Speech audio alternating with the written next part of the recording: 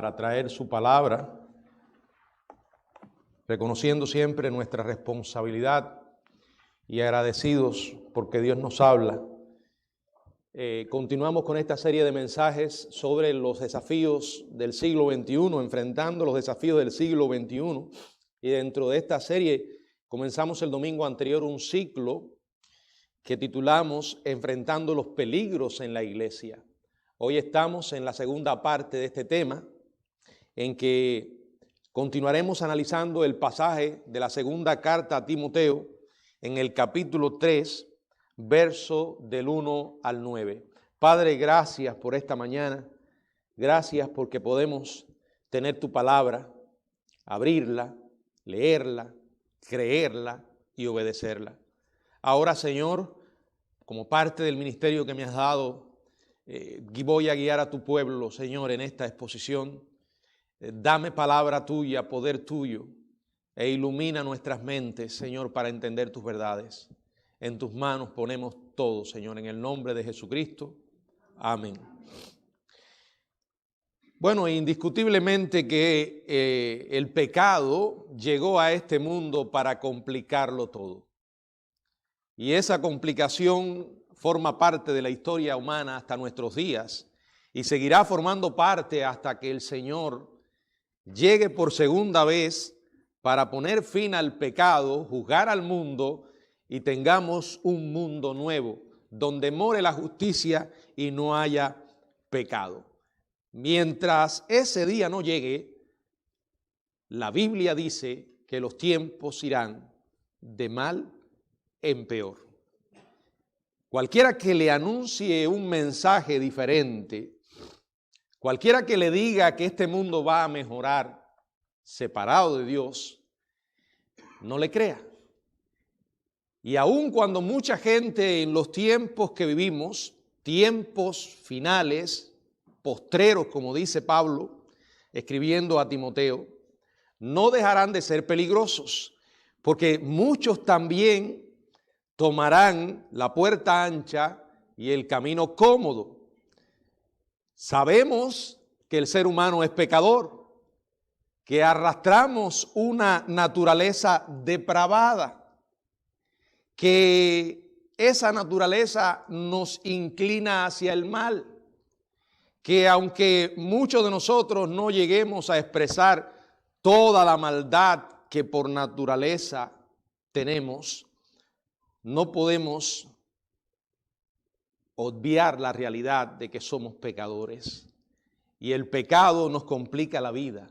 Una de las cosas que estuvimos viendo en el mensaje anterior es que Pablo advierte a este joven pastor acerca de que en los postreros tiempos en los postreros días vendrán tiempos peligrosos, porque habrá gente peligrosa, porque habrán enseñanzas peligrosas. Porque seres pecadores, perversos, también entrarán en el rebaño y por esos corazones perversos van a transmitir enseñanzas perversas. Él le escribió a Timoteo también en la segunda carta, en el capítulo 4, verso 3, porque vendrán tiempo cuando muchos en la iglesia no sufrirán la sana doctrina, sino que teniendo comezón de oír se amontonarán maestros conforme a sus propias concupiscencias. Y en estos 2000 años, la predicción divinamente revelada del apóstol Pablo sobre estos tiempos peligrosos se ha vuelto sumamente cierta a medida que el mundo se acerca hacia su final. Las herejías son características del cristianismo nominal, porque serán enseñanzas promovidas por seres perversos. Aquí la Biblia nos ofrece una descripción de las personas y sus características en estos tiempos peligrosos. Y aunque sabemos que ese tipo de persona hoy es lo que llena nuestra sociedad actual, no solo se refiere a esa sociedad, sino también a que esas personas entrarán en las iglesias y traerán herejías perversas, para apartar del camino de salvación a muchas vidas. En el mensaje anterior iniciamos el análisis de las características de esas personas. De esas personas que harán esos tiempos tan peligrosos para la iglesia. Estuvimos hablando de que habrían hombres amadores de sí mismos. Y dijimos que esa era la cloaca de donde salían todos los demás males. Vimos las 3 primeras características o las 4 primeras: hombres amadores de sí mismos, avaros, vanagloriosos, soberbios. En este segundo mensaje les invito a continuar reflexionando en el resto de las características. No podemos engañarnos. El mundo no va a mejorar. La Biblia no promete semejante cosa. Y aun cuando debido a esto, tiempos peligrosos, la vida se haga más difícil y más peligrosa, aquellos que conocemos al Señor Jesucristo, tenemos la bendición de transitar por este mundo en su preciosa compañía. Él prometió estar con nosotros y lo hizo, y la promesa incluye todos los días hasta el fin del mundo. Y lo mejor que nosotros podemos hacer en medio de este mundo para tratar de hacer una diferencia es hablarle a todos del Señor Jesucristo, presentarles el evangelio de esperanza y salvación, porque ese evangelio contiene la solución al principal problema que tenemos los seres humanos. Si uno intenta resumir todas estas características en una sola palabra, esa palabra es pecado. Pero la Biblia nos da una esperanza. Dice que la sangre de Jesucristo nos limpia de todo pecado. La esperanza para el mundo no va a venir del plano humano. La esperanza para el mundo ya vino de parte de Dios y vino en la persona de Jesucristo. Quiero que veamos juntos el resto de la descripción de los tiempos peligrosos que están allí en los versos del 2 al 4. Allí en el mismo verso 2 continúa hablando de las personas de estos postreros días y dice que serán blasfemos. Blasfemos es traducción de una palabra que conlleva la idea básica de alguien que es injurioso y calumniador. Injurioso y calumniador. Y esto lo harán contra Dios, en primer lugar contra Dios, pero también contra el prójimo. Aquellos que serán amadores de sí mismos, serán personas contenciosas con los demás y con Dios, denigrándolos en algún momento. Cuando una persona se exalta, menosprecia y denigra a los demás y encontrará la manera de expresar esa calumnia a través de su lengua. Pero recuerden que la lengua simplemente va a expresar lo que hay en el corazón mismo.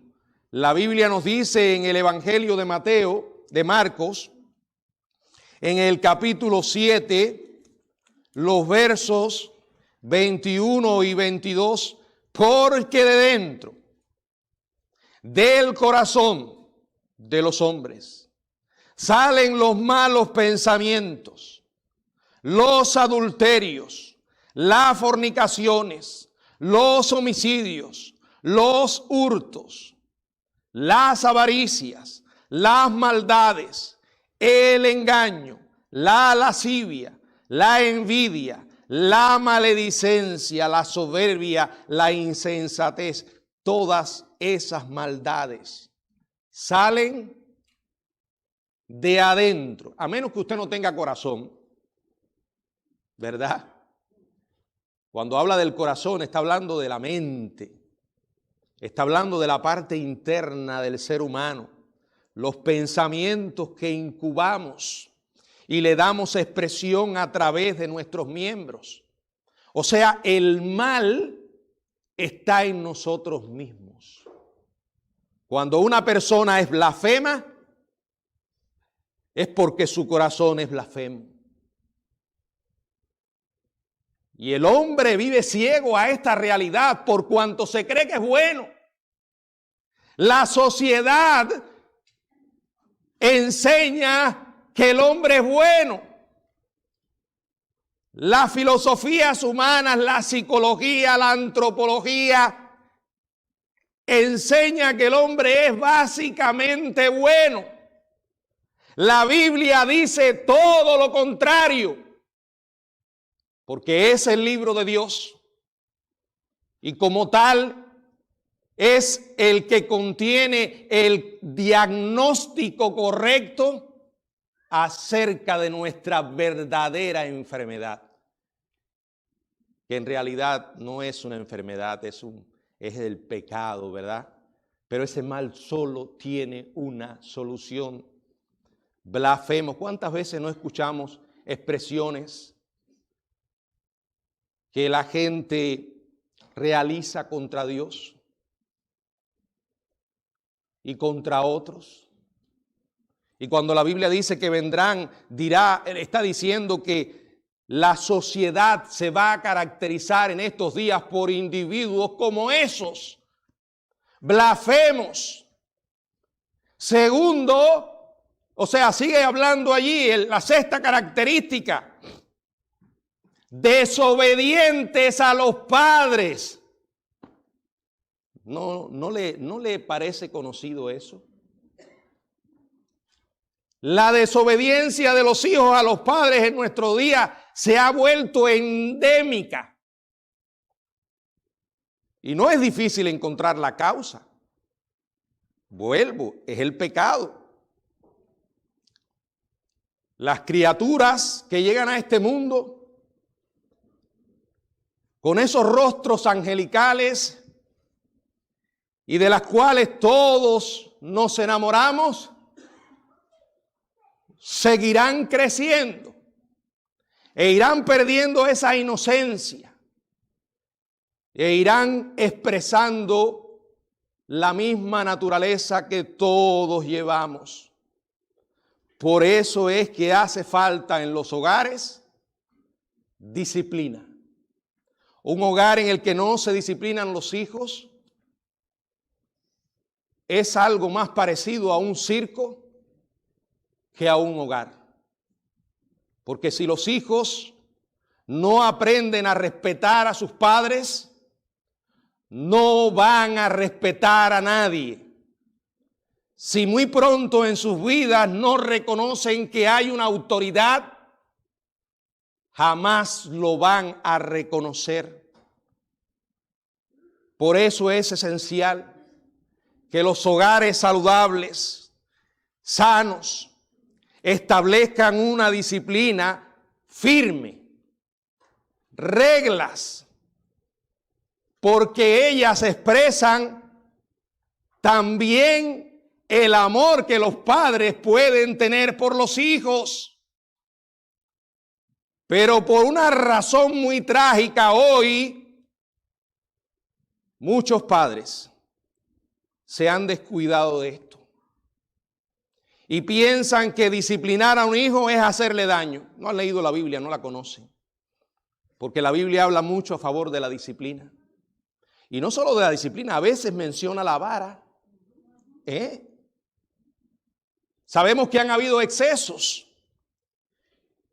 Ha habido maltrato a niños.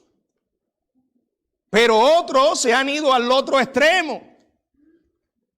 Y a veces vemos a padres en lugares públicos siendo monigotes de sus propias criaturas, que no levantan ni 2/4 del piso.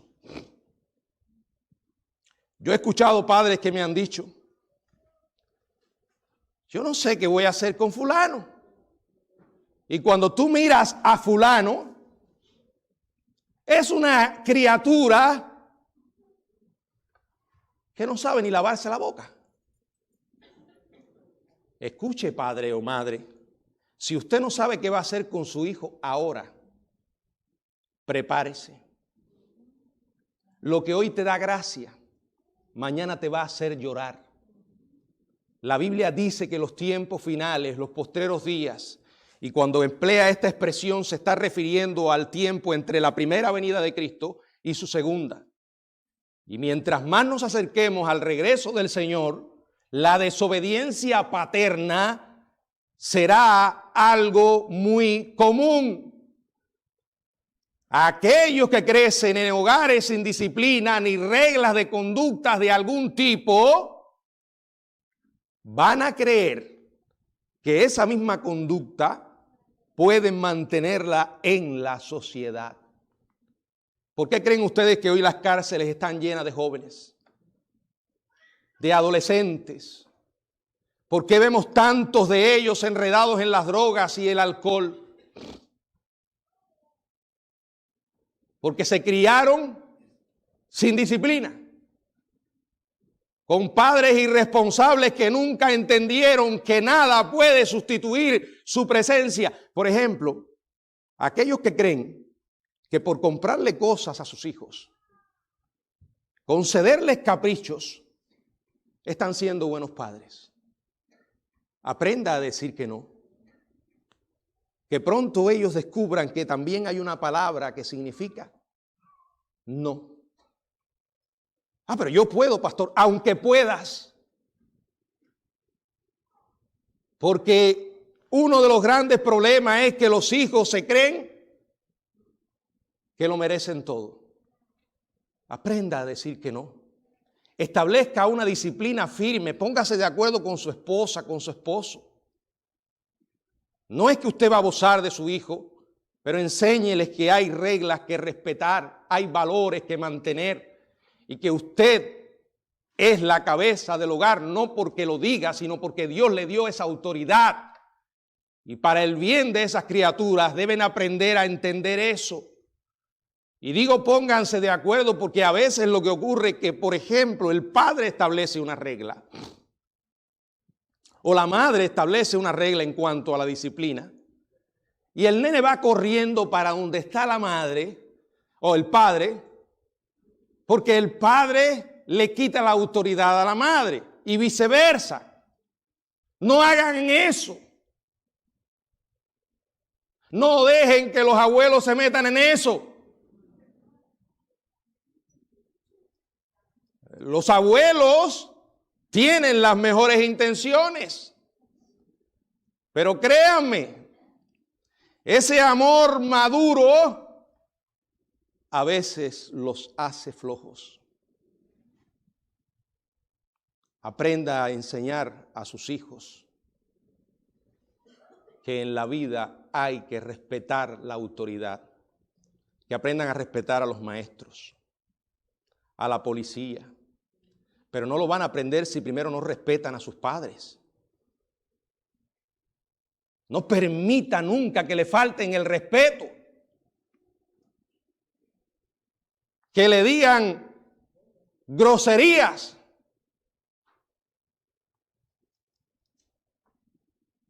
No, si usted los ama, los va a enseñar a respetar. Sigue hablando la Biblia, ingratos. La persona que se exalta sobre los demás cree que se lo merece todo y que todo lo que recibe es porque se lo merece. Y por eso es una persona marcada por la ingratitud. Con relación a Dios pasa lo mismo. Desprecian la idea de la gracia divina. Aquella que significa favor no merecido. Este es un pecado particularmente contra Dios. Y los pecadores que desprecian esa gracia divina son ingratos. La Biblia dice en Romanos capítulo 1, verso 18, Porque la ira de Dios se revela desde el cielo contra toda impiedad e injusticia de los hombres que detienen con injusticia la verdad. Verso 21. Pues habiendo conocido a Dios, Dios se ha dado a conocer. En medio de las preguntas que el hombre tenga, como decía la hermosa alabanza que cantó la hermana, Dios se ha manifestado. Dios se ha dado a conocer. Pero el hombre lo que ha hecho es que no le ha glorificado como tal, ni le ha dado gracias, sino que se ha envanecido en su razonamiento y su necio corazón fue entenebrecido. No le dieron gracias a Dios. Lo pueden ver por todas partes. Su huella está en toda la creación. El hombre no tiene excusa. Es cierto que por medio de la creación no puede llegar a conocer el mensaje de salvación, pero sí puede saber que hay un creador. Y al saber que hay un creador, el evangelio de Dios le dice cómo llegar a ese creador. Y le explica que hay solo un camino para llegar a ese creador. Y que ese camino es el Señor Jesucristo. Sin embargo, en los tiempos finales, mucha gente ingrata va a despreciar ese evangelio. Es más, como esto alude a la iglesia, falsos maestros dentro de la iglesia no enseñarán ese evangelio. ¿Por qué? Porque se convertirán en instrumentos del diablo, creyendo que pueden lograr sus objetivos, apartarán a muchos de la verdad. Ingratos. Sigue diciendo la palabra impíos. La traducción de anosias, que no conlleva tanto la idea de falta de religión como de indecencia grosera. Es una palabra que se usaba para las personas que se negaban a enterrar un cadáver o para quienes cometían incesto. Imaginen esas imágenes. Esa es la enseñanza, esa es la verdad que contiene este versículo. El amor propio lleva a la persona impía a gratificar su lujuria y pasiones de cualquier clase, tan plenamente como sea posible. Gente que vivirá de espaldas a Dios y se van a revolcar en el pantano de su propia depravación sin vergüenza alguna. Hoy no solo los pecados se vuelven cada vez más groseros, sino que la gente los exhibe sin vergüenza de ningún tipo. Sigue diciendo sin afecto natural. Es la traducción de la palabra astorgo, una forma adjetivada negativa del verbo storge, usado comúnmente para el amor familiar, social y patriótico. Benjamin Whitefield, reconocido teólogo, lo describió de esta manera. Dice, ese sentimiento callado y acatado en nuestro interior, que apoyándose en un objeto cercano a nosotros, reconoce que estamos ligados a ese objeto y se satisface en reconocerle. Miren, hermano, no es natural que el hombre ame a Dios, ¿verdad? No es natural que las personas amen a Dios o amen al pueblo de Dios y a sus cosas, pero es natural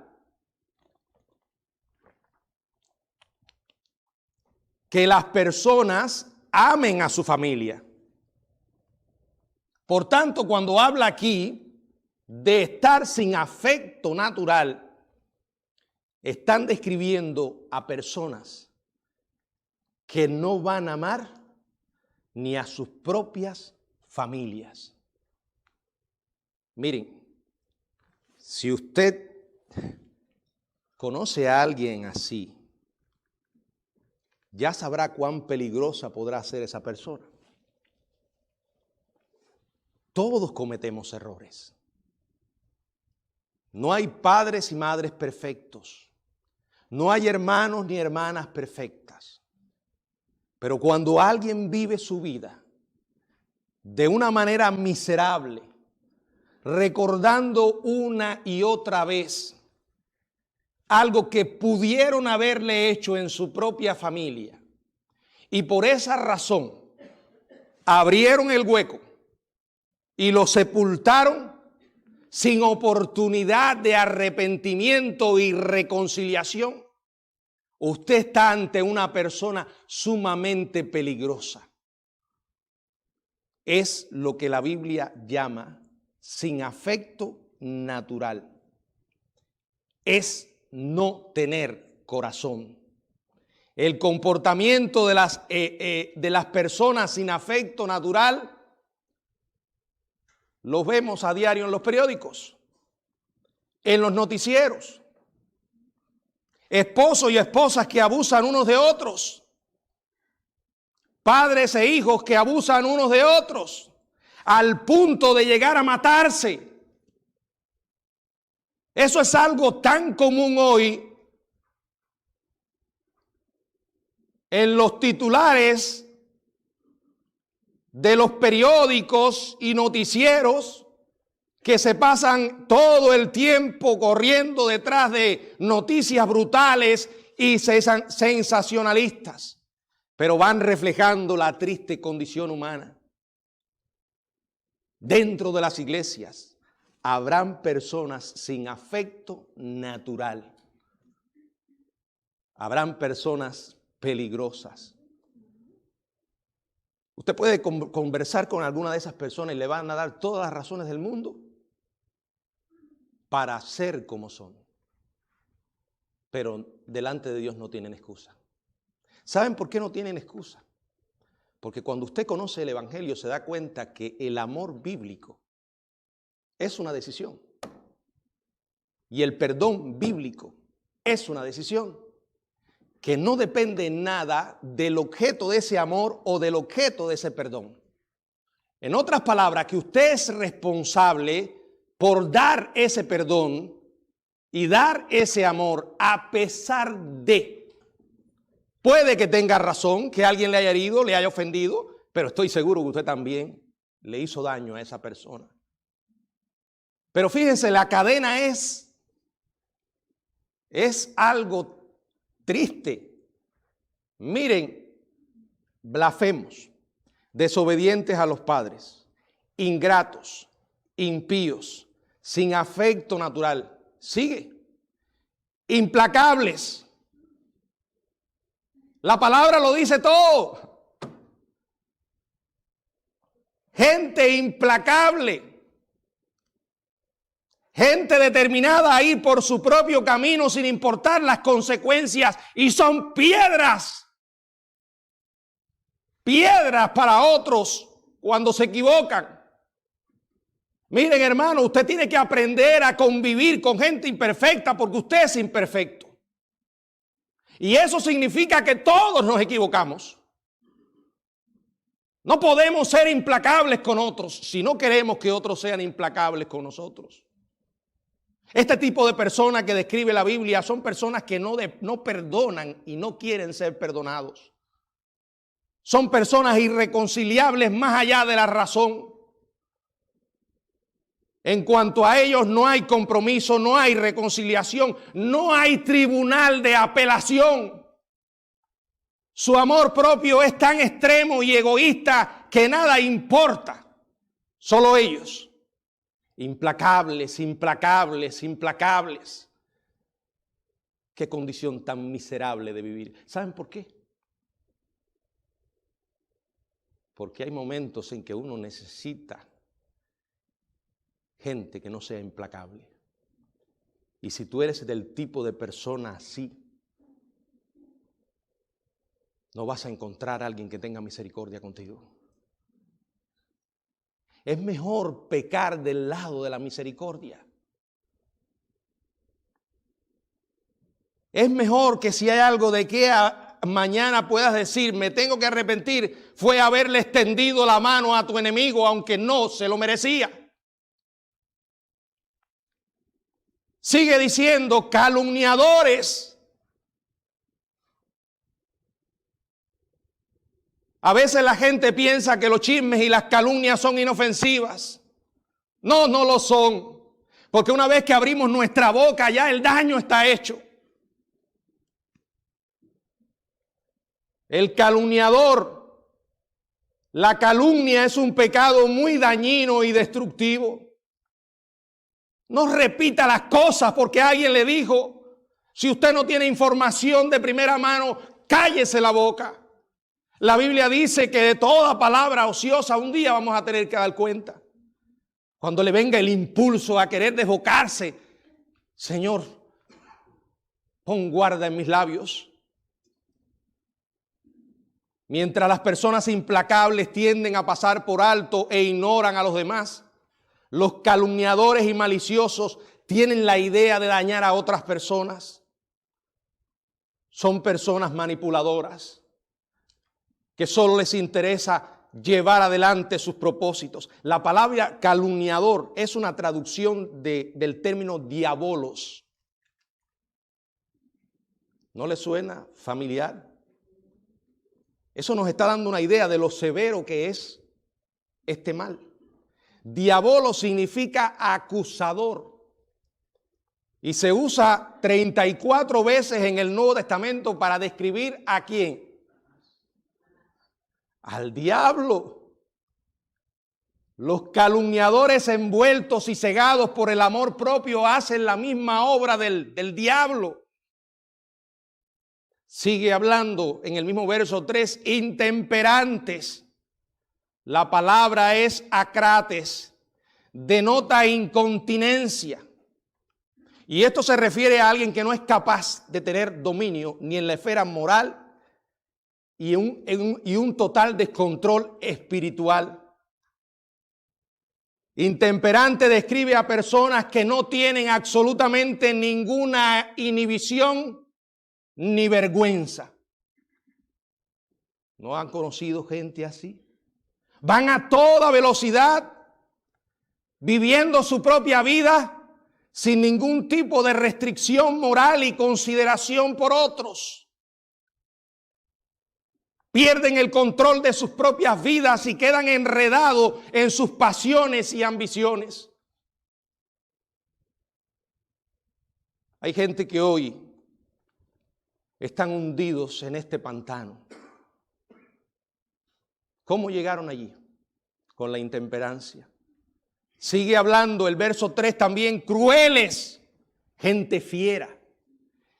El término hace alusión a personas que se parecen a animales salvajes, que atacan a sus enemigos, pero con el objetivo de despedazarlos. Miren, la vida suele dar muchas vueltas. Y yo diría que en esas vueltas está la mano de Dios. Sucede que hoy alguien te hace un mal. Y pueden pasar semanas, meses, años. Un día te das cuenta de que esa persona por alguna razón está de rodillas ante ti. ¿Qué quiere decir eso? Que Dios mismo permitió que esa persona llegara a esa situación, pero para probarte.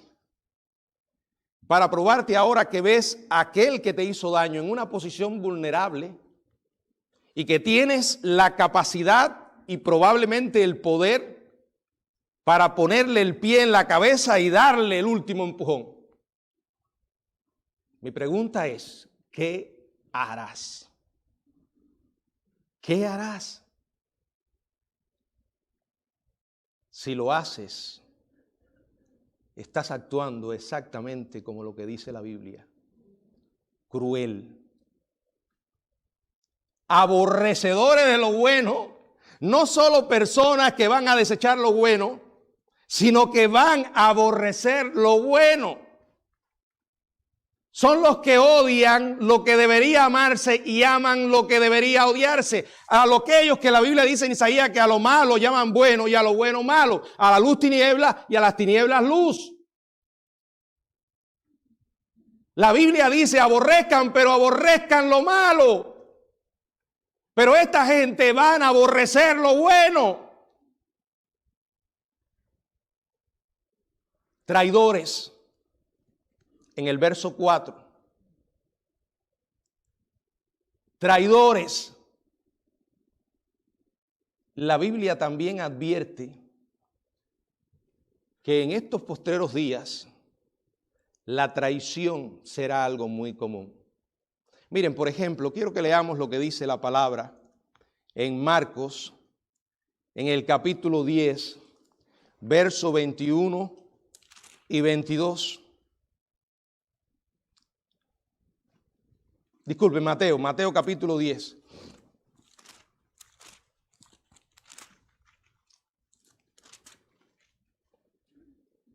El hermano entregará muerte al hermano, y el padre al hijo, y los hijos se levantarán contra los padres y los harán morir.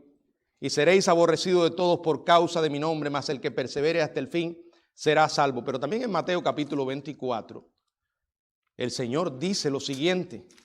Mateo capítulo 24, verso 9 y 10. Mateo 24, verso 9 y 10. Entonces os entregarán a tribulación y os matarán, y seréis aborrecidos de toda la gente por causa de mi nombre. Muchos tropezarán entonces y se entregarán unos a otros, y unos a otros se aborrecerán. Cuando la iglesia ha enfrentado persecución y va a enfrentar más todavía en los tiempos del fin, la palabra dice que aún hasta los miembros de la misma familia entregarán a sus propios familiares. Es para que tengan una idea hasta dónde llega el nivel de maldad. Hasta dónde va a llegar el nivel de maldad, la traición. Se supone que uno de los lugares más seguros de esta tierra es tu propio hogar. Pero nosotros hemos visto a lo largo de los años en esta labor pastoral cómo hay hermanos que no simplemente se traicionaron unos a otros. Padres a hijos, hijos a padres. Impetuosos. Gente descuidada y precipitada. La persona egocéntrica que está tan preocupada con sus intereses que no le importa a los demás. Están llenos de un ímpetu que los está empujando al mismo infierno y no se dan cuenta. Seguimos, infatuados. Tiene el significado de estar envuelto en humo, nublado. Imagínese a alguien que se le acerca y todo lo que habla, dice y hace es puro humo. O sea, alguien que está tan rodeado de humo que no deja ver su interior. En la primera carta a Timoteo, Pablo le aconsejó al joven pastor Timoteo que el pastor no debe ser un neófito. No sea que envaneciéndose caiga en la condenación del diablo. ¿Qué cosa es humo? Bueno, simplemente algo que sale por un tiempo y desaparece. Ese humo es lo que alguna gente sopla, porque viven enamorados de su propia vida, a tal punto que todo es puro teatro, puro teatro. En la primera carta a Timoteo, en el capítulo 6, verso 3 y 4 dice, y aquí hay una conexión inevitable entre las falsas doctrinas y una vida equivocada y llena de humo. Si alguno enseña otra cosa y no se conforma a las sanas palabras de nuestro Señor Jesucristo y a la doctrina que es conforme a la piedad, está envanecido. Nada sabe. Delira acerca de cuestiones y contiendas de palabra, de las cuales nacen envidias, pleitos, blasfemias, malas sospechas. Una persona infatuada, repito, es alguien que está envuelta en humo, de tal manera que no puede verse lo externo, o sea, no puede llegarse al mundo interior por todo ese humo externo. Gente que siempre son el centro de todo. Su persona, sus logros, sus virtudes, sus magníficas ideas. Y lo trágico es que Dios no aparece por ninguna parte. Qué tremendo. Usted no puede entender el evangelio y vivir una vida infatuada. Sigue el verso 18, amadores más de los deleites que de Dios. Amadores de los deleites más que de Dios. Esta es otra característica. Amadores de los deleites es traducción de la palabra griega filedonos, compuesta por filos, amoroso, y edones, deleites. De allí es donde viene la conocida palabra hedonista o hedonismo. Además de los otros pecados, la persona así, el falso maestro que es así, es una persona que vive enferma por sus deleites. Especialmente en este contexto, no se limita al deseo de comodidad, buena comida, satisfacción sexual y otras indulgencias asociadas comúnmente con el estilo de vida hedonista. Como ya se mencionó, la persona egocéntrica también obtiene deleite perverso en cosas como la calumnia, la crueldad, los deleites. En fin, son personas que se van a amar más ellos y sus pasiones que a Dios. Dios no ocupa absolutamente ningún lugar en sus propias vidas. En otras palabras, el Dios verdadero no tiene lugar en el pensamiento y en la vida de gente semejante, de gente tan, pero tan egocéntrica.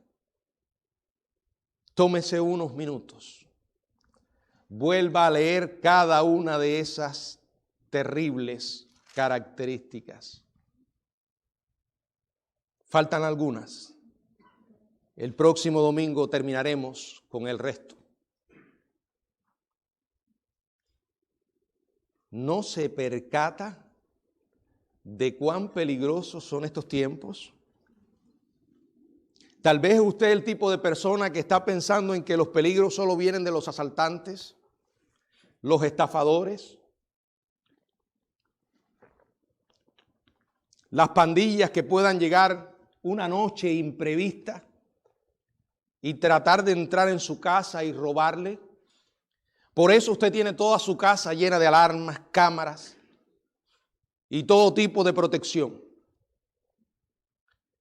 Pero interesantemente, las características que dice Dios van mucho más allá de simples ladrones.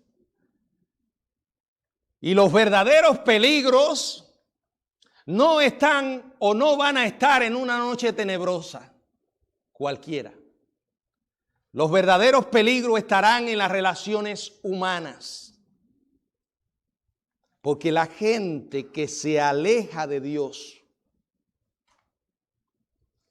se aleja del temor a Dios. Y cuando una persona no tiene en su corazón ningún temor a Dios, hará lo que tenga que hacer. Miren, todos llevamos una bestia en nuestra vida. Y esa bestia es la naturaleza que tenemos, que para ser domada necesita el poder del Dios vivo. La sangre del Hijo de Dios que murió en la cruz por nuestros pecados. Los cristianos no somos gente perfecta. Aunque muchos vienen de allá afuera, a la iglesia, pensando que van a encontrar un precielo.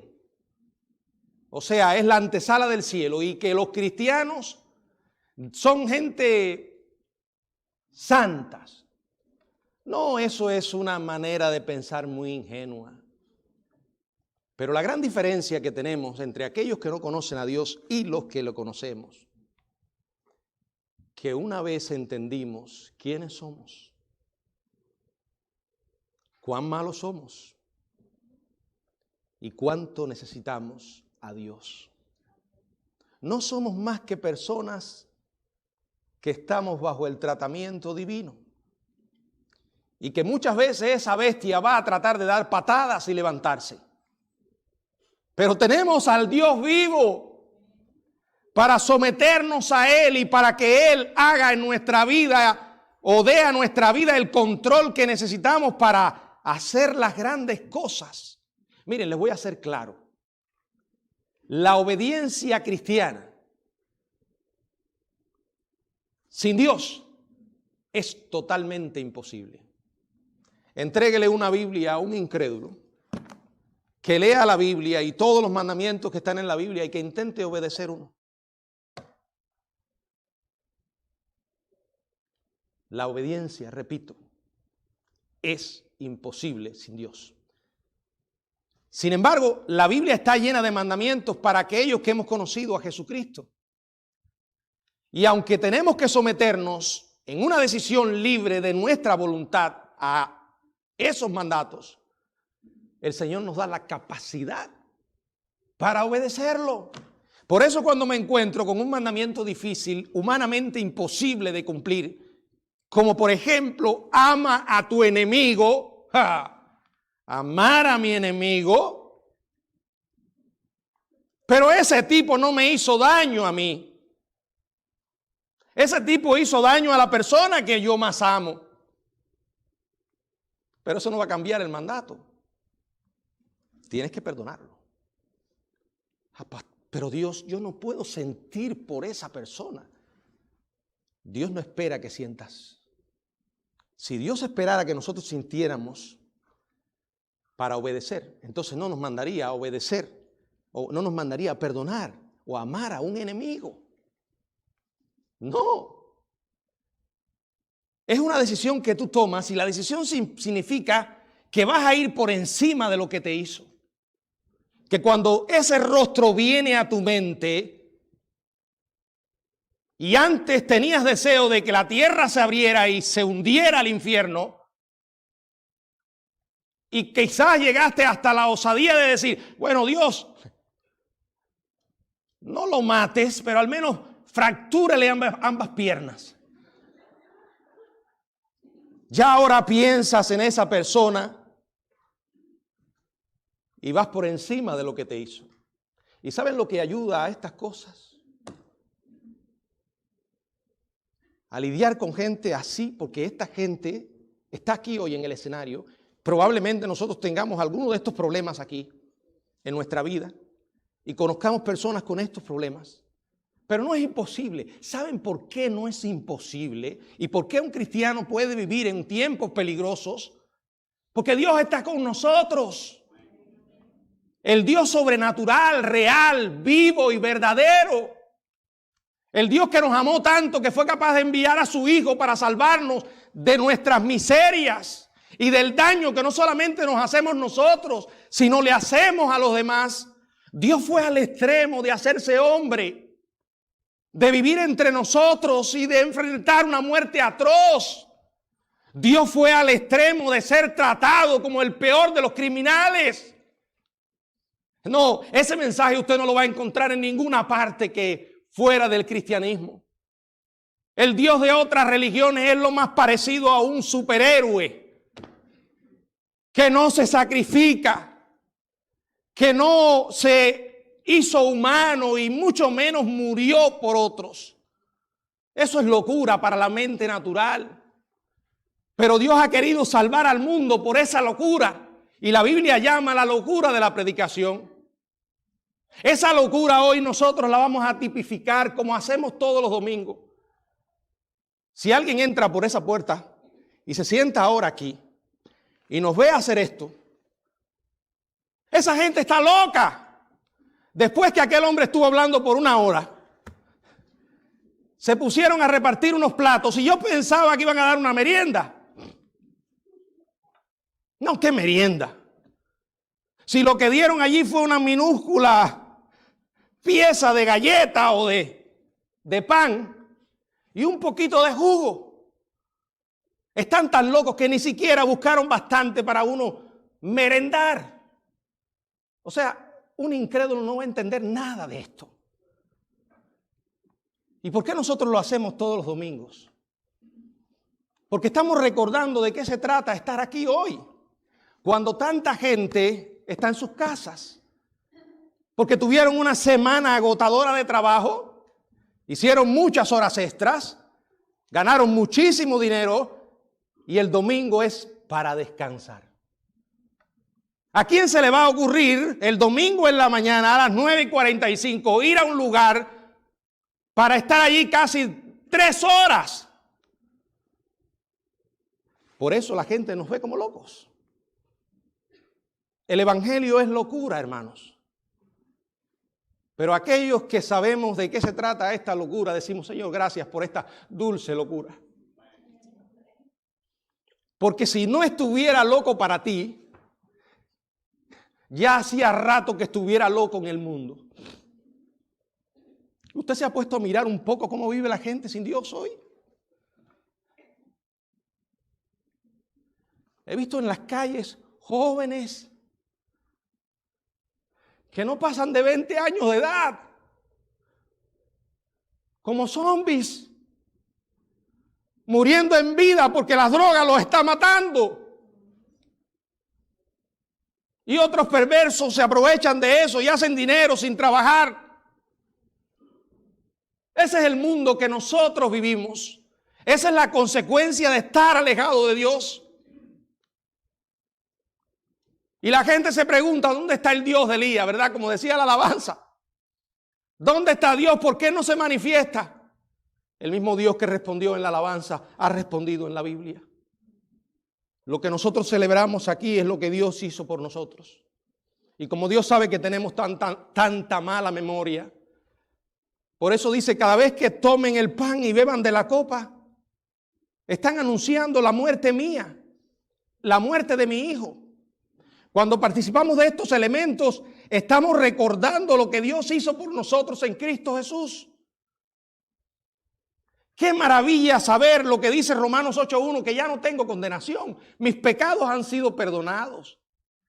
Qué maravilla saber que cuando llegue la última hora, cuando dé mi último aliento en este mundo, voy a pasar a una eternidad, pero sé a dónde voy y con quién voy, porque Él perdonó mis pecados. Y sé que lo que me quede de este lado, por difícil que sea vivir en una sociedad así, Él empeñó su palabra al prometer, yo voy a estar contigo todos los días del mundo. Todos los días. Por favor, hermano en Cristo, no te olvides de esa promesa. Recuerda esto. Si Él fue capaz de hacer esto, enviar a su Hijo, dice la Biblia, ¿cómo no nos va a dar con Él todas las cosas? Vamos a participar de 2 elementos, el pan y el vino. El pan simplemente representa el cuerpo de Cristo ofrecido en la cruz por nosotros. El vino nos recuerda su preciosa sangre derramada a favor nuestro. Solo enseña la Biblia que para participar de esta ordenanza, número 1, debemos haber conocido a Cristo como nuestro Salvador, haber aceptado el Evangelio. Porque si alguien participa de esta ordenanza sin conocer el Evangelio, es lo que le explique. Simplemente se va a embarrar la boca y se va a ir pensando, esta gente está loca. Y la segunda cosa que enseña la Biblia para participar de esta ordenanza es bautizarse como un acto de obediencia, como una expresión de la fe que hay en nuestro corazón y a través de ella le estamos diciendo, Señor, Señor, yo creí en ti, cámbiame y Señor, voy en esto, voy en serio, no estoy jugando, te voy a seguir a todos los días, pero recuerda, Señor, en este andar voy a confiar que tú no me vas a dejar y que tú vas a estar conmigo hasta el último momento. Y qué maravilla, la Biblia dice que aún más allá de la muerte, Él nos va a guiar. Si tú has cumplido estos dos requisitos bíblicos, estás invitado a participar de esta ordenanza. Si no lo has hecho, yo te invito a que tomes esa gran decisión de darle tu vida a Dios y comenzar a tener una relación con Él, pidiéndole a Él que perdone el mal que hay en tu vida y que te limpie de ese mal que es la sangre, con la sangre de Jesucristo. Que te dé las fuerzas y el poder para poder vivir una vida diferente. Y que cuando el mal se quiera levantar en tu vida, el Señor lo someta.